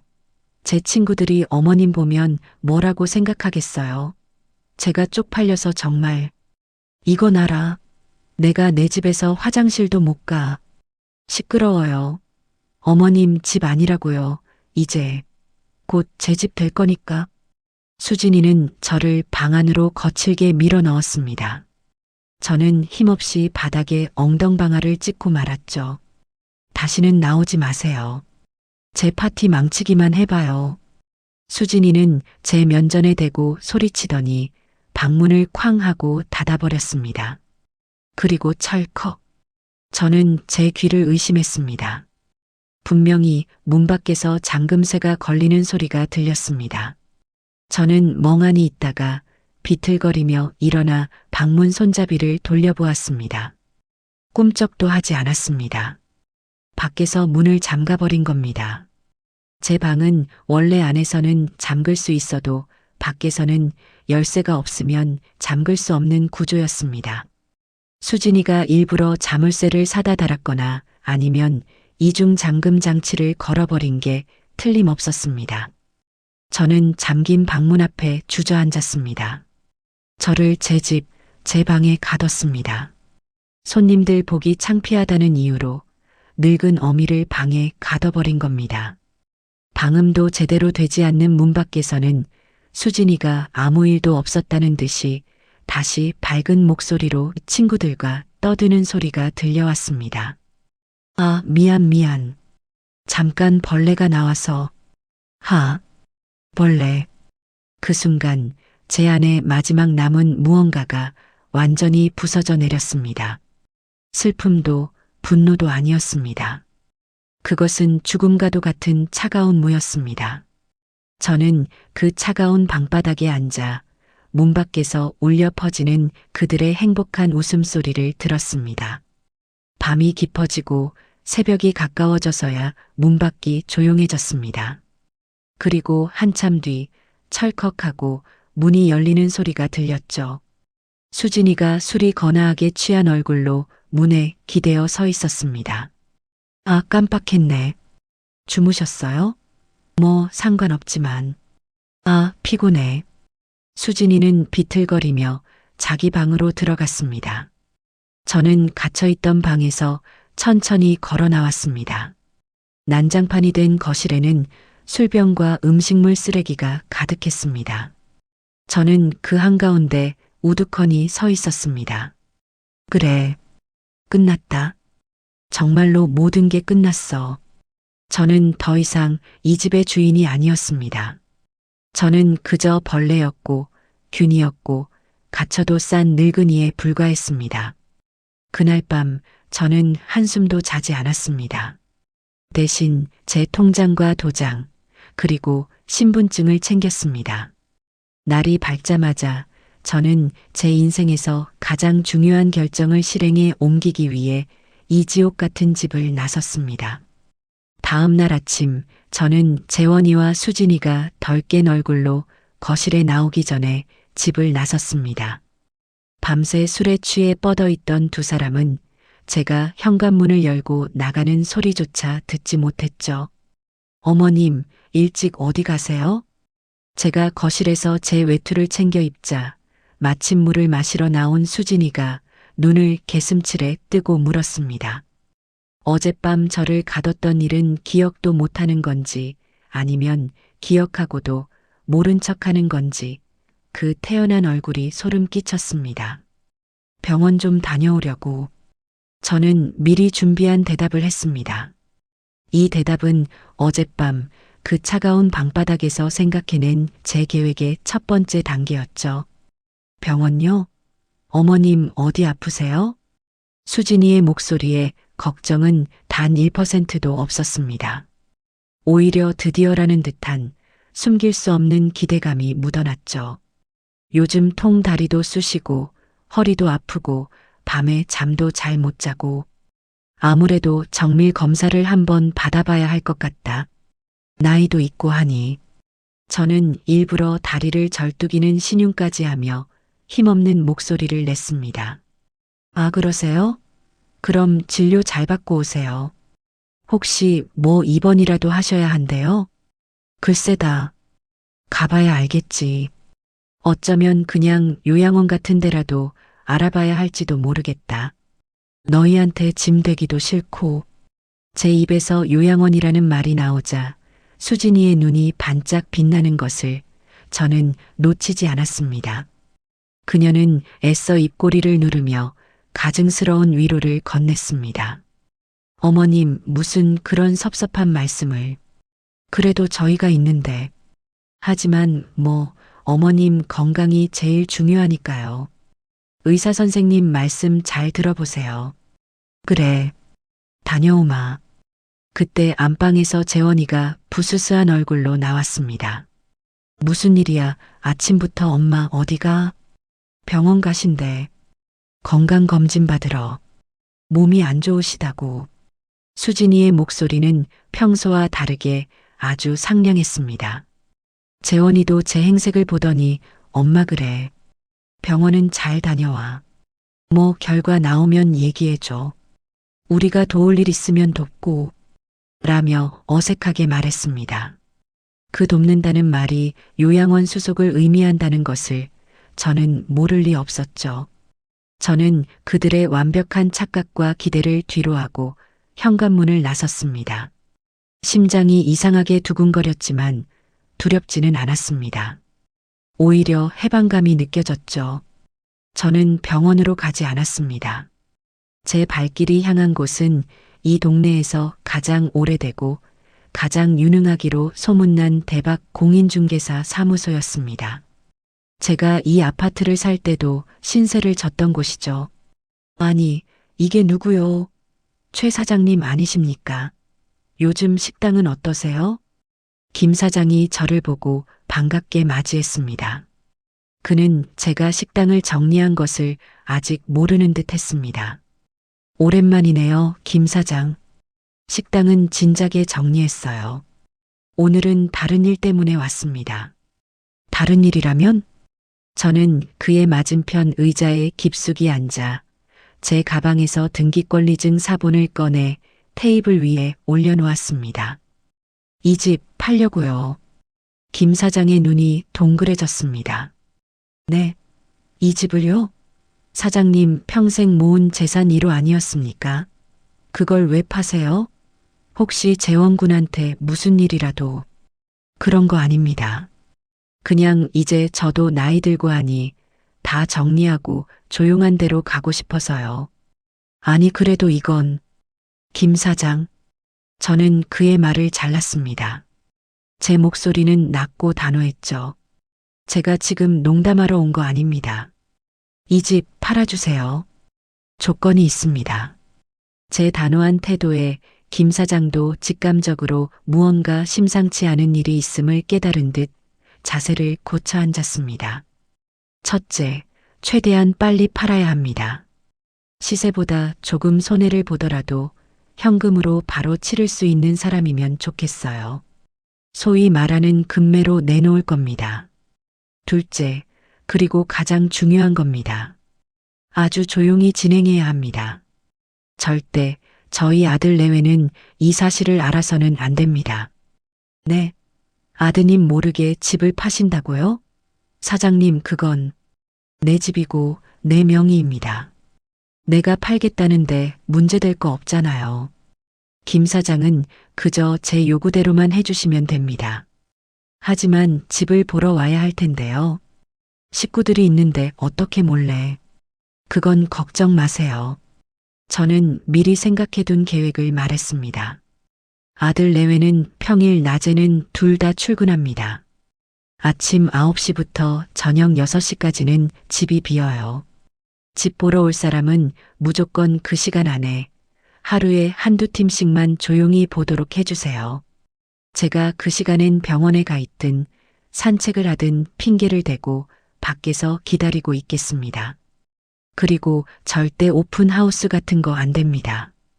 동네에 소문나면 끝장이에요. 김 사장만 믿고 맡기는 겁니다. 김 사장은 제 얼굴을 한참이나 뜯어보더니 깊은 한숨을 내쉬었습니다. 알겠습니다, 사장님. 사장님이 그 정도까지 결심하셨다면 제가 이유를 캐물을 건 아니죠. 마침 이 아파트 이평수 현금 들고 대기하는 손님이 한 분 계시긴 합니다. 외국에서 들어오신 분인데 급하게 집을 구하고 계셨죠. 아마 시세보다 조금만 조정해 주시면 당장 계약하실지도 모릅니다. 잘 됐네요. 그분께 바로 연락하세요. 오늘 오후라도 당장 보여주실 수 있습니까? 오늘 오후요? 알겠습니다. 제가 시간 잡아보죠. 저는 김 사장에게 현관 비밀번호를 알려주고 부동산을 나왔습니다. 첫 번째 단추는 성공적으로 끼웠습니다. 제 다음 행선지는 은행이었습니다. 식당을 정리하고 받은 권리금과 퇴직금, 그리고 남편이 남긴 사망보험금까지 저는 그 돈을 한 푼도 쓰지 않고 차곡차곡 모아두었습니다. 재원이와 수진이는 제가 이 집 한 채가 전부인 돈 없는 늙은이라고 생각했겠지만 그건 그들의 엄청난 착각이었죠. 저는 주거래 은행이 아닌 집에서 한참 떨어진 다른 구의 은행 지점을 찾아갔습니다. 새로 계좌 하나 만들고 싶습니다. 그리고 다른 은행에 흩어져 있는 제 예금이랑 보험 전부 이쪽으로 모으려고요. 은행원은 제 나이와 행색을 보고 잠시 의아해했지만 이내 친절하게 업무를 처리해 주었습니다. 저는 그곳에서 인터넷 뱅킹과 OTP 카드까지 새로 발급받았습니다. 제 모든 자산을 한 곳으로 모으고 그들 모르게 관리할 준비를 마친 겁니다. 은행 일을 마치고 나오니 점심시간이 훌쩍 지나 있었습니다. 저는 근처 국밥집에서 뜨끈한 국밥 한 그릇을 시켜 먹었습니다. 얼마 만에 남의 눈치 안 보고 식탁에 앉아 편하게 먹는 밥인지 눈물이 날 것 같았지만 참았습니다. 오후 2시쯤 김 사장에게서 전화가 걸려왔습니다. 사장님, 방금 손님이 집 보고 가셨는데 아주 마음에 들어 하십니다. 말씀하신 대로 시세보다 조금 낮은 금매 가격을 말씀드렸더니 그 자리에서 바로 계약하겠다고 하십니다. 내일 당장 계약금 쏘겠답니다. 사장님, 듣고 계세요? 아, 네. 그렇게 빨리요? 네. 이런 급매물은 타이밍입니다. 어떠세요? 진행할까요? 저는 잠시 눈을 감았습니다. 제 평생이 담긴 집이었습니다. 하지만 망설임은 짧았죠. 네. 진행하세요. 내일 바로 계약서 쓰겠습니다. 잔금 날짜는 가장 빠른 날로 잡아주세요. 알겠습니다. 그럼 내일 오전에 사무실에서 뵙겠습니다. 전화를 끊고 저는 한참이나 그 자리에 서 있었습니다. 일이 너무나도 순조롭게 풀리고 있었습니다. 하늘이, 아니 먼저 간 내 남편이 저를 돕고 있다는 생각마저 들었습니다. 저는 그날 병원에서 검사 받느라 지쳤다는 핑계를 대고 저녁 늦게 집으로 돌아갔습니다. 수진이는 소파에 누워 TV를 보다가 저를 힐끗 보더니 물었습니다. 검사 결과는 어떻게 나왔대요? 뭐래요? 저는 가장 지치고 가장 절망적인 표정을 지으며 대답했습니다. 심각하단다. 네. 뭐가요? 의사가 당장 큰 병원 가서 다시 검사 받아보라고 하더라. 아무래도 오래 못 살 것 같아. 제 말에 수진이의 표정이 순간 굳는가 싶더니 이내 알 수 없는 미소로 바뀌는 것을 저는 똑똑히 보았습니다. 그녀는 당황한 재원이의 팔을 꼬집으며 억지로 슬픈 목소리를 냈죠. 어머님, 그게 무슨 말씀이세요? 오진일 거예요. 네. 재원 씨, 그렇죠? 재원이는 엄마 그럴 리가라며 말을 더듬었습니다. 됐다. 나 피곤하니 들어간다. 내일도 병원 가봐야 하니 당분간은 나 찾지 말아라. 저는 제 방으로 들어가 문을 잠갔습니다. 문 밖에서 두 사람의 수군거리는 소리가 들려왔습니다. 잘 됐네. 오래 못 산대. 그럼 저 집 그냥 우리 거 되는 거 아니야? 수진아, 말 조심해. 그래도 우리 엄마인데. 엄마는 무슨, 저 늙은이 없으면 우리 빚도 다 갚고 이 집에서 편하게 사는 거야. 어휴, 속 시원해. 저는 그들의 대화를 들으며 차갑게 웃었습니다. 그래, 마음껏 기뻐해라. 너희가 기뻐할 날도 이제 얼마 남지 않았으니까. 저는 그렇게 제 인생을 건 가장 은밀하고도 통쾌한 계획을 차근차근 진행하고 있었습니다. 그들의 탐욕이 제 예상보다 더 깊고 어둡다는 것을 확인하는 데는 그리 오랜 시간이 걸리지 않았습니다. 제가 시한부 행세를 시작하자 녀석들의 태도는 노골적으로 바뀌었죠. 더 이상 저를 더러운 균 취급하며 피하지 않았습니다. 대신 마치 곧 쓰러질 사람을 대하듯, 하지만 그 눈빛에는 숨길 수 없는 탐욕이 번득이며 제 주변을 맴돌기 시작했습니다. 다음 날 저는 약속대로 김 사장을 만나러 가기 위해 아침 일찍 집을 나섰습니다. 어제 시한부 선고를 받은 늙은이 치고는 발걸음이 제법 굳건했죠. 수진이는 제가 현관을 나설 때까지 소파에 누워 눈도 마주치지 않았습니다. 병원 잘 다녀오세요라는 입에 발린 말조차 하지 않더군요.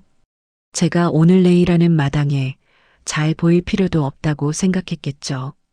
부동산 사무실에 도착하니 김 사장과 어제 집을 보고 간 부부가 저를 기다리고 있었습니다. 부부는 인상이 참 좋아 보였어요. 이런 사람들에게 제 집이 넘어간다는 것이 그나마 다행이라는 생각이 들었습니다. 사장님, 이분들이 어제 집 보시고 바로 계약하시겠다고 한 이 선생님 내외분이십니다. 아, 안녕하세요. 최말순입니다. 집이 낡았는데 좋게 봐주셔서 고맙습니다. 이 선생이라는 분이 웃으며 말했습니다. 아닙니다. 사모님, 집을 얼마나 깨끗하게 관리하셨는지 손볼 데가 하나도 없겠더라고요. 저희가 오히려 급하게 들어오게 되어서 죄송합니다. 저는 그 깨끗함이 누구 덕분인지 생각하며 쓴웃음을 지었습니다. 계약은 일사천리로 진행되었습니다. 김 사장이 며칠 밤낮으로 서류를 준비해 준 덕분이었죠. 저는 제 가방 깊숙한 곳에서 수진이가 그토록 찾아 헤매던 제 진짜 인감도장을 꺼냈습니다. 그리고 매매 계약서 위 매도인 최말순이라는 이름 옆에 망설임 없이 도장을 찍었습니다. 쾅 하고 도장이 찍히는 소리가 제 남은 미련을 끊어내는 소리처럼 선명하게 들렸습니다. 잔금 날짜는 이번 주 금요일로 하겠습니다. 괜찮으시겠습니까? 김 사장이 제안했습니다. 오늘이 월요일이니 불과 나흘 뒤였습니다. 네, 금요일이요? 저희는 좋습니다. 현금은 준비되어 있으니까요. 이 선생 부부가 흔쾌히 고개를 끄덕였습니다. 그럼 계약금은 지금 바로 사모님 계좌로 이체해 드리겠습니다. 잠시 후 제 주머니 속 낡은 휴대폰이 띠링하고 울렸습니다.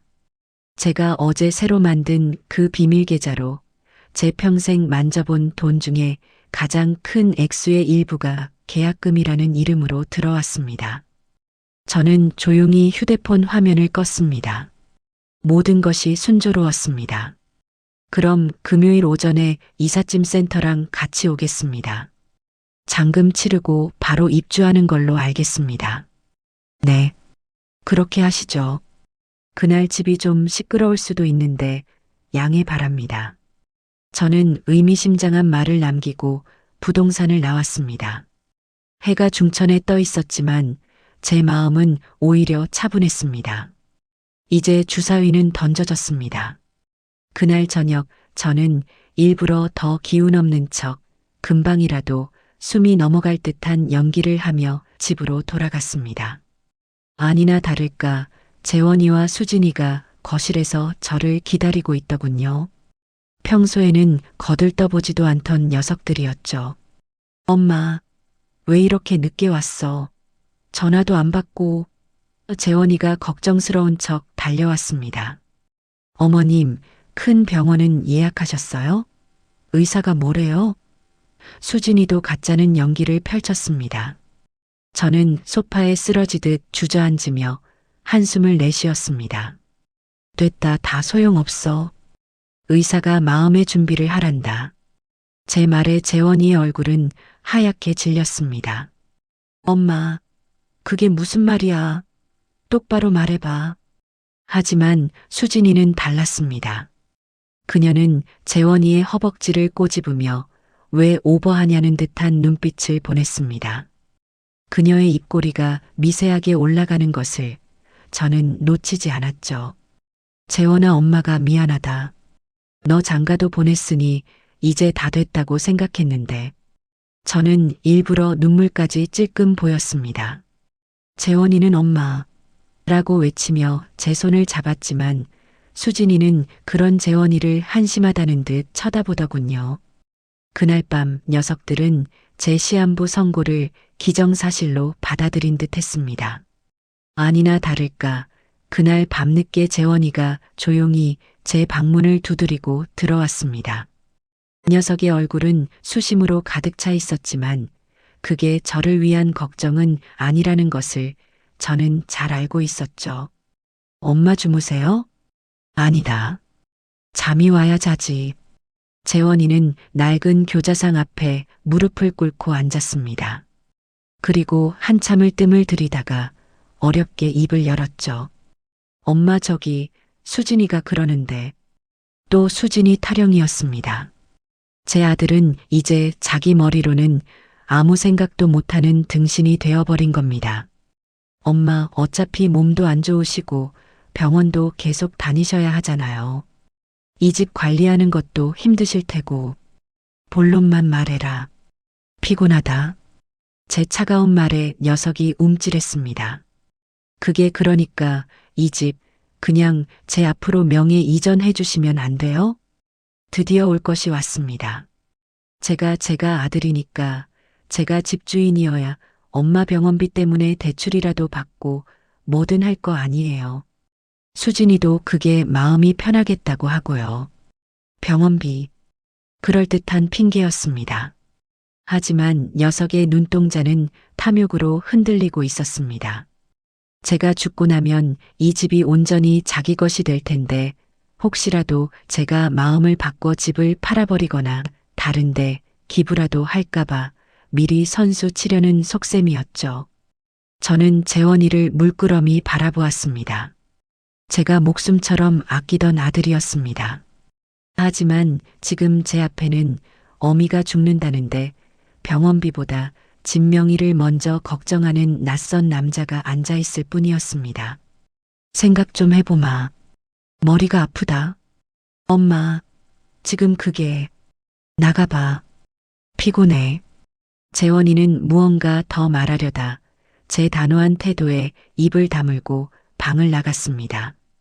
저는 녀석이 문 밖에서 수진이에게 쪼르르 달려가 이실직고할 것을 알고 있었습니다. 그리고 제 예상은 틀리지 않았죠. 재원이가 나가고 채 1분도 되지 않아 제 방문이 거칠게 열렸습니다. 수진이었습니다. 그녀는 재원이와 달리 조금도 숨길 생각이 없다는 듯 불타는 눈으로 저를 쏘아붙였습니다. 어머님, 지금 뭘 더 생각하신다는 거예요? 재원 씨가 저렇게까지 말하는데 내 집이다. 내가 생각해서 결정할 거야. 어머님, 수진이가 제 앞에 바싹 다가앉았습니다. 똑똑히 들으세요. 어차피 어머님, 저희가 모시고 살 거잖아요. 어머님 병수발 누가 하겠어요? 저 아니면 할 사람 있어요? 이 집 깔끔하게 저희한테 넘기세요.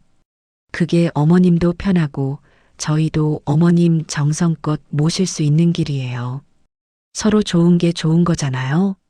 정성껏이라는 말에 힘을 주는 폼이 꼭 저를 협박하는 것처럼 들렸습니다. 싫다면? 제가 나지막이 묻자 수진이의 표정이 삽시간에 얼어붙었습니다. 그녀는 입꼬리를 비틀어 올리며 차갑게 웃더군요. 싫으시면요? 어머님, 지금 본인 상황 파악이 안 되세요? 의사가 마음에 준비하라고 했다면서요. 싫으시면 저희 그냥 분가할 거예요. 당장 내일이라도 짐 쌀 겁니다. 어머님 병원비요? 저희가 왜 돼요? 남편 빚 때문에 여기 들어와서 어머님 균덩어리 취급받으면서 산 것도 지긋지긋한데 이제 병수발까지 하라고요? 꿈도 꾸지 마세요. 그녀는 숨도 쉬지 않고 쏘아붙였습니다. 어머님이 이 집을 팔아서 병원비를 쓰시든 길바닥에서 죽든 아니면 그 좋아하는 요양원에 기어 들어가시든 저희는 이제 상관 안 할 거예요. 재원 씨도 당연히 제 말 따를 거고요. 저희는 어머님 다신 안 볼 겁니다. 평생이요. 이것이 제 며느리의 그리고 제 아들의 민낯이었습니다. 어미가 죽는다는데 집을 넘기지 않으면 병원비도 못 대주고 버리고 가겠다는 협박. 저는 더 이상 망설일 필요가 없었습니다. 저는 그들을 바라보며 아주 천천히 그리고 힘겹게 고개를 끄덕였습니다. 알았다, 알았어. 내가 졌다. 그렇게까지 말하는데 내가 별 수 있겠니? 너희 뜻대로 해주마. 서류 준비하거라. 제 말에 수진이의 얼굴이 환희로 활짝 펴지는 것을 보았습니다. 그녀는 기쁨을 감추지 못하고 재원이의 팔을 흔들었습니다. 맞죠, 재원 씨. 어머님이 허락하셨어. 진작 이러셨으면 얼마나 좋아요.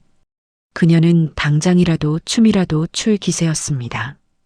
그럼 제가 아는 법무사 통해서 서류 빨리 준비할게요. 어머님 마음 변하시면 안 돼요. 그래, 안 변한다. 내일 당장 처리하거라. 네. 어머님 푹 주무세요. 아이고, 속 시원해. 수진이는 콧노래까지 흥얼거리며 재원이를 끌고 방을 나갔습니다. 녀석들은 제가 증여 서류에 도장을 찍어줄 것이라고 철석같이 믿고 있겠죠.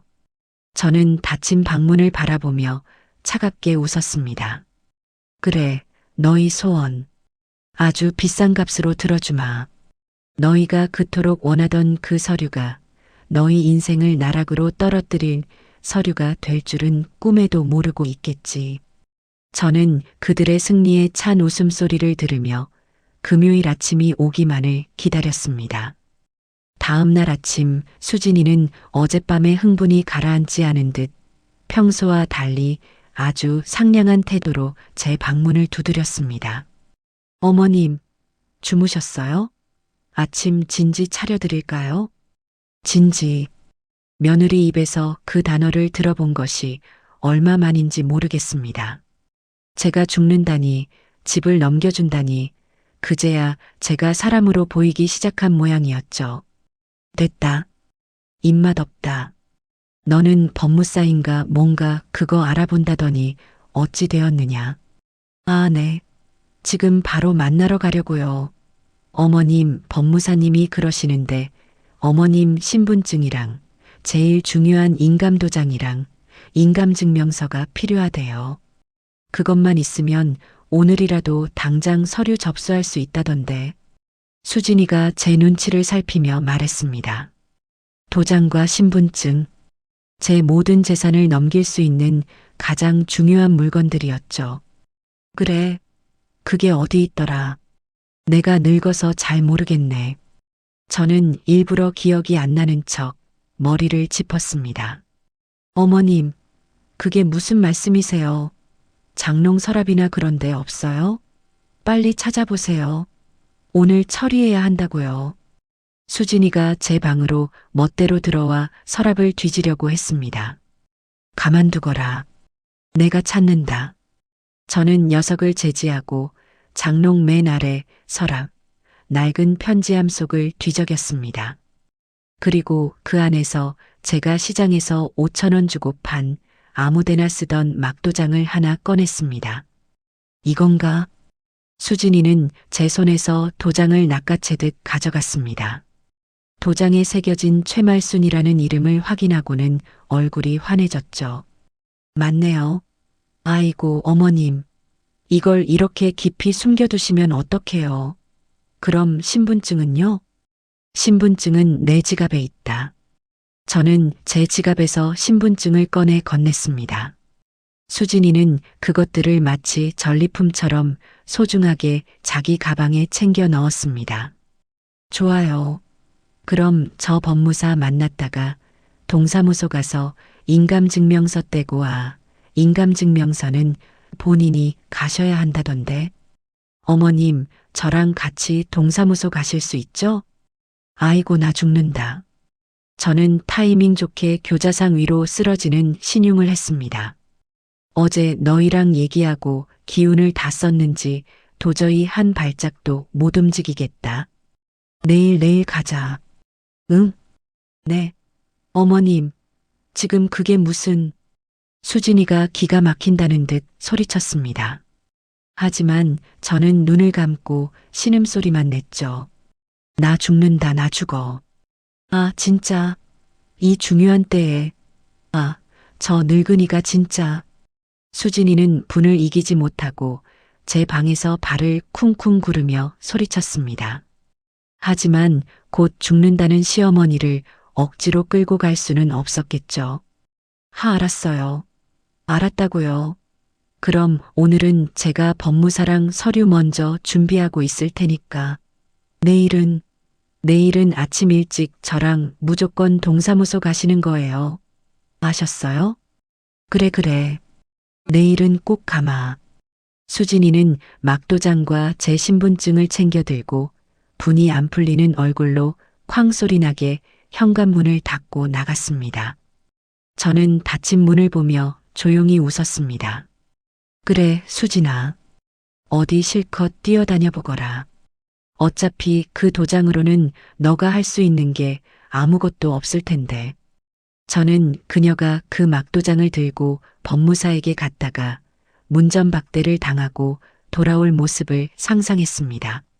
하지만 그건 제 알 바 아니었죠. 수진이와 재원이가 모두 집을 비운 그날 낮. 드디어 제게도 기회가 왔습니다. 어제 시한부 연기를 하며 오늘을 위해 일부러 내일은 정말 못 일어나겠다. 병원도 못 가겠다고 밑밥을 깔아둔 터였습니다. 녀석들은 제가 하루 종일 방에 누워 끙끙 앓고 있을 거라고 생각했겠죠. 저는 자리에서 벌떡 일어났습니다. 아픈 기색은 어디에도 없었죠. 저는 먼저 며칠 전 미리 연락해둔 보관 이사업체에 전화를 걸었습니다. 네, 지금입니다. 1시간 뒤에 와주세요. 짐은 아주 적습니다. 그리고 저는 제 방을 정리하기 시작했습니다. 수진이가 그토록 경멸하던 제 낡은 옷가지들, 남편의 유일한 사진이 담긴 낡은 액자, 제 비밀 통장과 진짜 인감도장, 그리고 이 집의 등기권리증, 원본. 그 외에는 아무것도 챙기지 않았습니다. 수진이가 사준 교자상도 저를 격리했던 그 어떤 물건도 가져갈 필요가 없었죠. 짐이라고 해봐야 작은 박스 2-개 전부였습니다. 약속한 시간에 맞춰 작은 짐 보관이라는 스티커가 붙은 작은 트럭 한 대가 아파트 지하 주차장으로 조용히 들어왔습니다. 저는 인부 2사람과 함께 엘리베이터를 타고 짐을 날랐습니다. 모든 것은 30분도 채 걸리지 않았습니다. 이 짐은 금요일 오전에 제가 연락드리는 주소로 옮겨주시면 됩니다. 알겠습니다, 사모님. 그들이 떠나고 제 방은 텅 비었습니다. 서랍장도 옷장도 모두 비었죠. 하지만 겉보기에는 아무 티가 나지 않았습니다. 어차피 녀석들은 제 방문을 열어볼 생각도, 제가 무엇을 가지고 사는지 관심도 없었으니까요.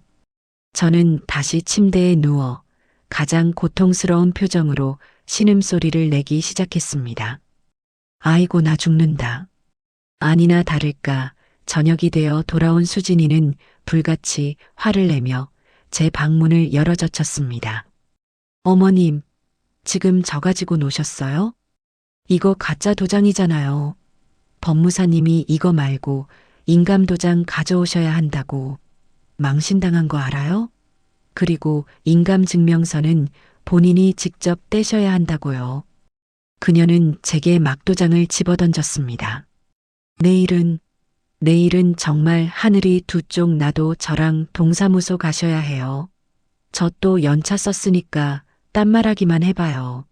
그땐 저 정말 어머님 머리끄덩이 잡고 끌고 갈 줄 아세요. 저는 덜덜 떨리는 목소리로 대답했습니다. 알았다. 내일은 꼭 가마.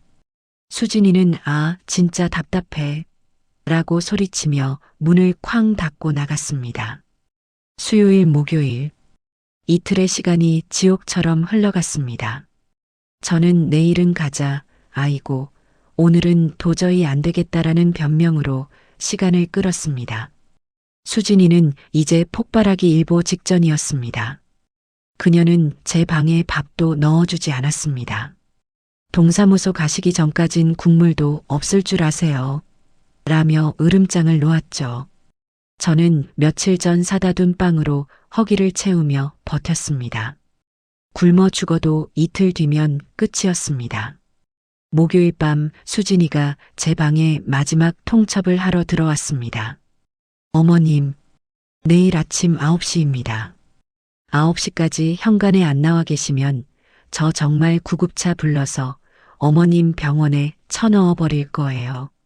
명예 이전이고 뭐고 그냥 금치산자 신청해 버릴 거라고요. 아셨어요? 금치산자. 제정신이 아닌 사람으로 만들어 재산을 빼앗겠다는 소리였습니다. 참으로 제 며느리다운 발상이었죠. 저는 앙상한 팔을 들어 그녀를 가리키며 말했습니다. 그래, 내일 아침 9시에 꼭 가마. 약속한다.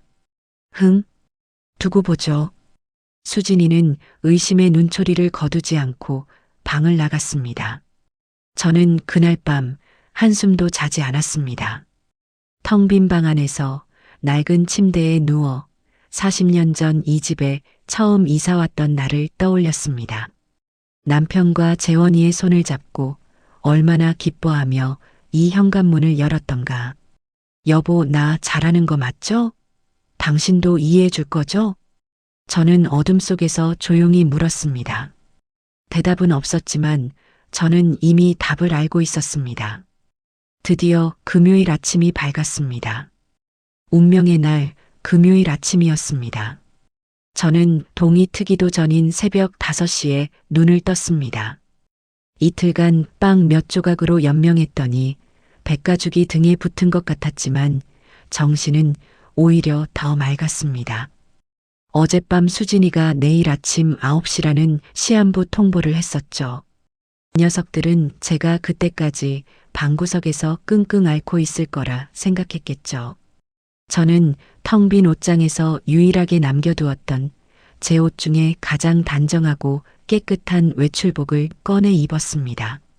아파서 누워있던 늙은이의 모습이 아니었죠. 조용히 방을 나와 거실로 향했습니다.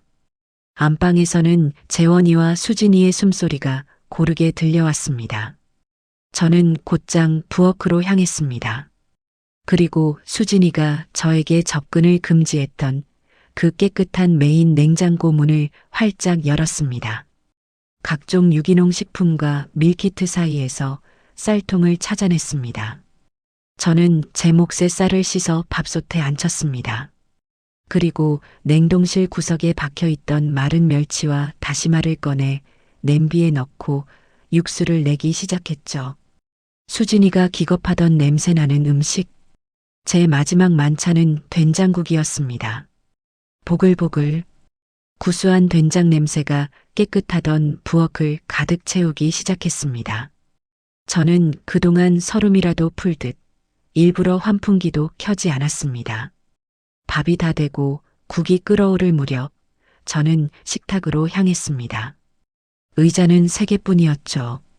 제가 앉을 자리는 없었습니다. 저는 망설임 없이 재원이가 앉는 자리에 놓인 의자를 빼서 앉았습니다. 그리고 보란 듯이 밥과 국을 식탁에 차려놓고 숟가락을 들었습니다. 바로 그때였습니다. 킁킁, 아, 이게 무슨 냄새야. 안방 문이 벌컥 열리며 수진이가 머리를 쥐어뜯으며 뛰쳐나왔습니다. 그녀는 부엌 식탁에, 그것도 재원이 자리에 버젓이 앉아 밥을 먹고 있는 저를 보고는 그대로 얼어붙었습니다. 어머님? 지금 뭐 하시는 거예요? 저는 고개도 들지 않고 밥 한 숟갈을 크게 떠 입에 넣었습니다. 밥 먹는다. 아니, 누구 마음대로 그 식탁에 앉으래요. 그리고 그 냄새는 또 뭐고. 당장 안 일어나세요. 수진이가 제게 달려와 숟가락을 빼앗으려 했습니다. 저는 숟가락을 놓지 않고 그녀의 눈을 똑바로 쳐다보았습니다. 내 집에서 내가 밥 먹는데 무슨 문제라도 있니? 제 목소리는 더 이상 죽어가던 늙은이의 것이 아니었습니다. 차갑고 단단했죠. 수진이는 제 달라진 태도에 순간 움찔했습니다. 뭐라고요? 내 집? 이거 오늘 당장 우리 집 될 건데. 어머님, 어제 약속 잊으셨어요? 9시에 동사무소. 약속? 아, 그거. 딩동. 제 말이 끝나기도 전에 현관 초인종 소리가 요란하게 울렸습니다. 수진이가 아, 누구야 아침부터. 재원 씨, 뭐 시킨 거 있어요? 라며 신경질적으로 현관 쪽을 바라봤습니다. 마침 잠이 깬 재원이도 무슨 일이야 엄마? 왜 거기 앉아 있어? 냄새. 라며 거실로 나오던 참이었습니다. 저는 숟가락을 천천히 내려놓고 자리에서 일어났습니다. 내 손님이다. 저는 멍하니 서 있는 두 사람을 지나쳐 현관으로 걸어갔습니다. 그리고 인터콤도 확인하지 않고 문을 활짝 열었습니다.